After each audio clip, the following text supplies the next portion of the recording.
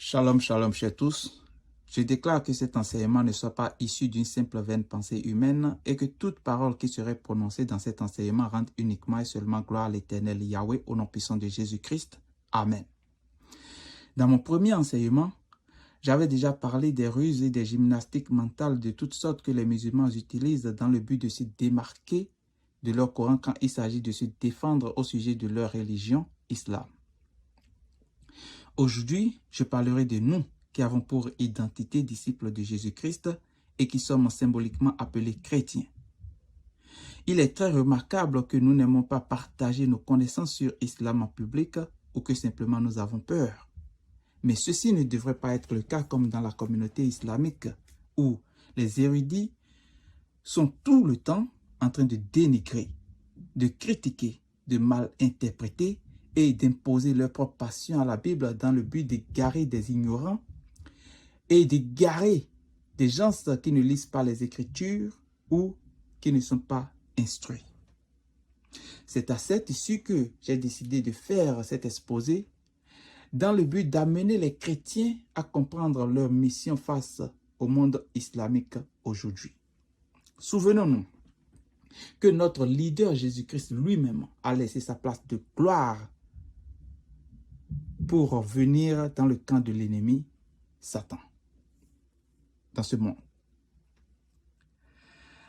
C'est une telle image aussi que je vais très rapidement démontrer à propos de certains de ses disciples dans les versets bibliques suivants.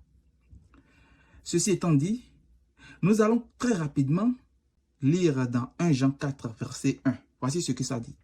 Bien-aimés, n'ajoutez pas foi à tout esprit, mais éprouvez les esprits pour savoir s'ils sont de Dieu, car plusieurs faux prophètes sont venus dans le monde.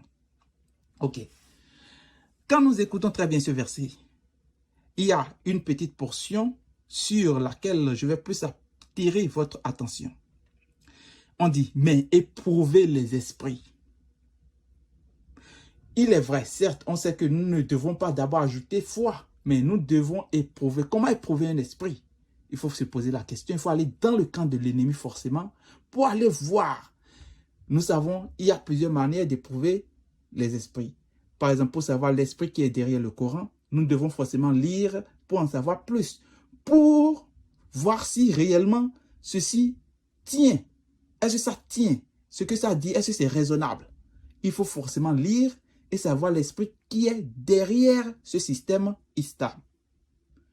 Donc, déjà, nous voyons clairement que même Jean, un des disciples de Jésus-Christ, montre que il est très important d'éprouver les esprits, d'aller dans le camp de l'ennemi et d'aller voir en réalité, ou bien d'aller si possible pour détruire l'ennemi dans le nom puissant de Jésus-Christ, car Jésus est notre force et c'est par lui qu'on peut tout faire. C'est par lui qu'on peut y arriver à détruire l'ennemi.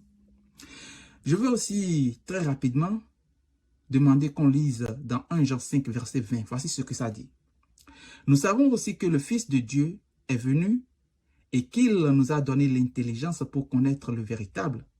Et nous sommes dans le véritable, en son Fils, Jésus-Christ. C'est lui qui est le Dieu véritable et la vie éternelle. Donc, quand nous lisons ce verset très clairement, nous voyons que quoi? Qu'on nous dit que Jésus nous a donné l'intelligence pour reconnaître le véritable.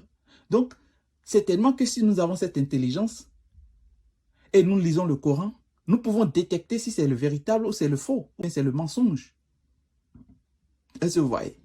Il est vrai, certes, je ne dirais pas forcément que tous les chrétiens sont appelés à faire la même mission. Ou bien que nous sommes appelés à nous engager dans la même mission. Non, ce n'est pas ce que je devrais dire, mais au moins nous devons nous soutenir, même si les uns doivent le faire, parce que nous ne sommes pas appelés à avoir tous les mêmes dons. C'est des dons extraordinaires qui sont au-delà du réel. Est-ce que vous voyez? Mais il y a certains qui ont des dons aussi, qui peuvent les aider à faire d'autres trucs. Donc, tous ensemble, on sommes appelés à être un, en commun et lutter ensemble.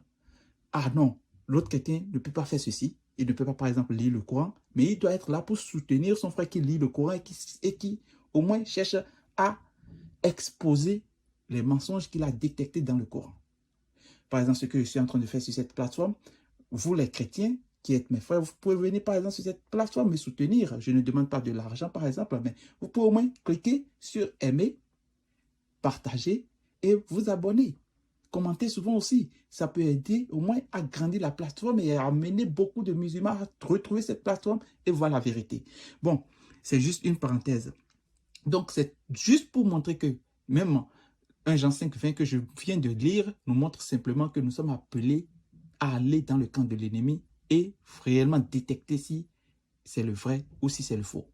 Est-ce que vous voyez? On ne doit pas s'arrêter sur simplement pour dire que oh non, c'est fini, on ne peut plus dire autre chose. Il faut toujours éprouver les esprits comme Jean l'a dit. Sinon, on ne peut pas savoir si c'est faux ou bien si c'est vrai. Ok. Je vais aussi demander très rapidement qu'on lise dans Acte 17, verset 28. Ici, c'est là où on va voir même notre l'un des grands apôtres, Paul. Voici ce qu'il dit. Car en lui, nous avons la vie, le mouvement et l'être.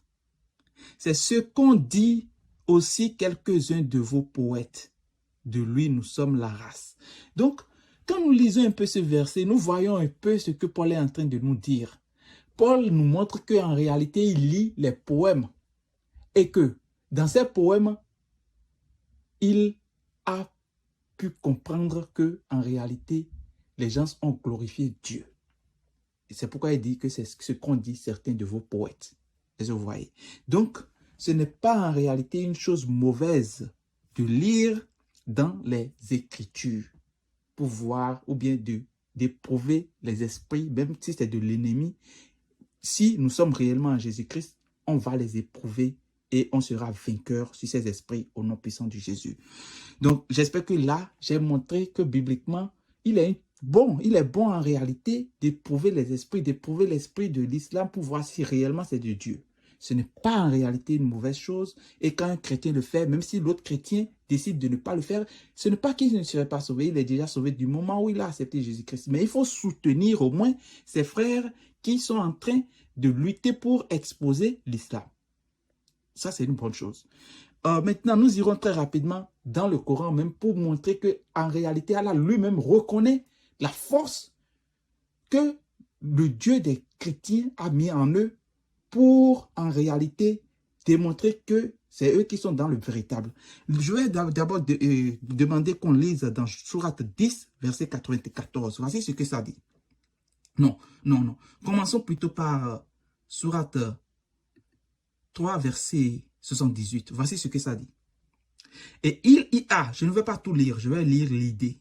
Et il y a parmi eux certains qui roulent leur langue en lisant le livre. En lisant le livre. C'est surtout sur ça que je veux apporter votre attention.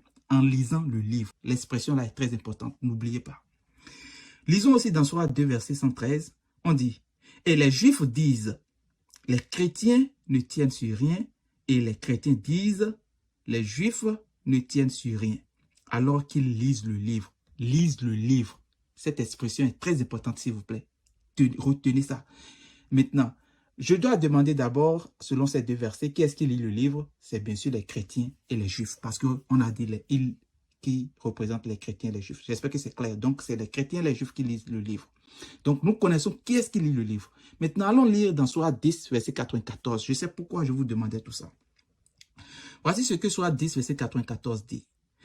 On dit, et si tu es dans le doute sur ce que nous avons fait descendre vers toi, interroge alors ceux qui lisent le livre. Est-ce que vous voyez?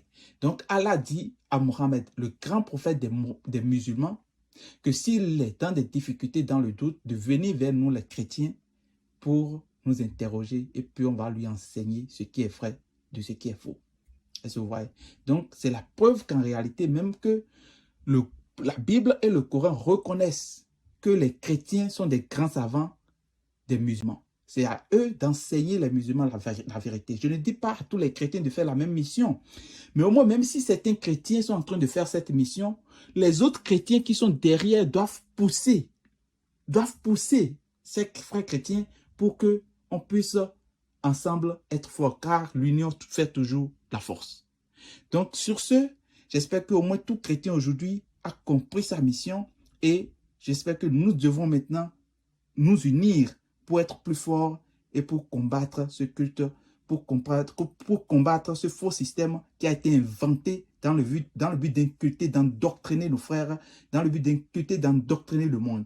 Au nom puissant de Jésus-Christ, j'espère que sur ce, je vais m'arrêter et à la prochaine pour encore un nouveau enseignement qui va faire la bombe. Merci.